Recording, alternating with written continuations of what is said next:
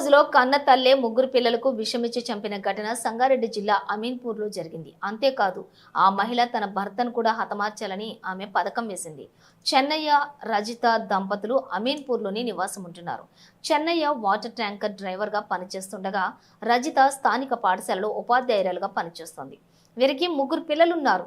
ఇటీవల జరిగిన 10వ తరగతి పూర్వ విద్యార్థుల సమ్మేళనంలో రజిత తన పాత స్నేహితుడు శివకుమార్ను కలిసింది. వారిద్దరి మధ్య వివాహేతర సంబంధం ఏర్పడింది.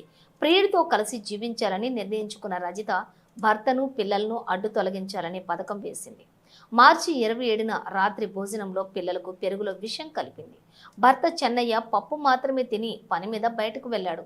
తిరిగి రాత్రి 11 గంటలకు ఇంటికి వచ్చి చూడగా ముగ్గురు పిల్లలు మృతి చెంది ఉండటంతో షాక్కు గురయ్యాడు.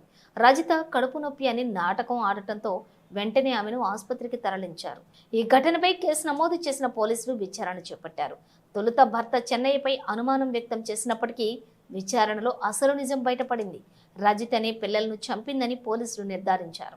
ప్రస్తుతం రజిత ప్రియుడిని కూడా అదుపులోకి తీసుకుని విచారిస్తున్నారు. దీనిపై పోలీసులు మీడియా సమావేశం నిర్వహించారు. సంగారెడ్డి ఎస్పీ మాట్లాడుతూ రజిత, ఆమె భర్త చెన్నయ్య మధ్య 20 ఏళ్ల వ్యత్యాసం ఉందని వెల్లడించారు. భర్తతో కలిసి ఉండడానికి ఆమె ఇష్టపడలేదని తెలిపారు. తొలుత పిల్లలను, ఆ తర్వాత భర్త చెన్నయ్యను హత్య చేసేందుకు ప్లాన్ చేసిందని ఎస్పీ వివరించారు. రజితను, శివకుమార్ను అరెస్ట్ చేసి రిమాండ్కు తరలించామని చెప్పారు.